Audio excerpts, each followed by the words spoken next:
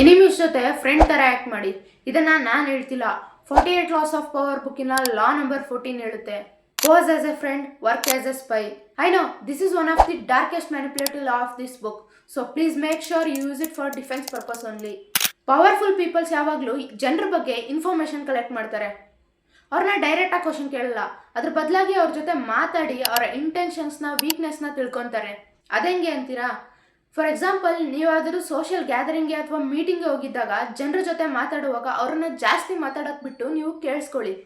ಯಾಕಂದರೆ ಯಾವಾಗ ಜನ ಜಾಸ್ತಿ ಮಾತಾಡ್ತಿರ್ತಾರೋ ಅವಾಗ ಅವರ ವೀಕ್ನೆಸ್ನ ಬಾಯ್ಬಿಡೋ ಚಾನ್ಸಸ್ ಇರುತ್ತೆ. ಇಲ್ಲ ಅಂದರೆ ನೀವೇ ಒಂದು ಫೇಕ್ ಸೀಕ್ರೆಟ್ನ ಅವ್ರ ಹತ್ರ ಹೇಳಿ, ಸೊ ಅದ್ರ ಬದಲಾಗಿ ಅವರು ಅವರ ರಿಯಲ್ ಸೀಕ್ರೆಟ್ನ ಶೇರ್ ಮಾಡ್ತಾರೆ. ಸೈಕಾಲಜಿಯಲ್ಲಿ ಇದನ್ನ ಆನೆಸ್ಟಿ ಟ್ರ್ಯಾಪ್ ಅಂತ ಕರೀತಾರೆ. ಎದುರಾಳಿ ಬಗ್ಗೆ ನಿಮಗೆ ಎಷ್ಟು ಇನ್ಫಾರ್ಮೇಷನ್ ಗೊತ್ತು ಅನ್ನೋದ್ರ ಮೇಲೆ ನಿಮ್ಮ ಗೆಲುವು ನಿರ್ಧಾರ ಆಗುತ್ತೆ. So remember, information is the new weapon. Video informative ಆಗಿದ್ರೆ ಲೈಕ್ ಮಾಡಿ, ಇದೇ ಥರ ವ್ಯಾಲ್ಯುಬಲ್ ಕಂಟೆಂಟ್ಸ್ಗೋಸ್ಕರ ಫಾಲೋ ಮಾಡಿ. ನೆಕ್ಸ್ಟ್ ವಿಡಿಯೋದಲ್ಲಿ ಸಿಗೋಣ. ಅಲ್ಲಿವರೆಗೂ keep learning and inspiring. Learning never stops.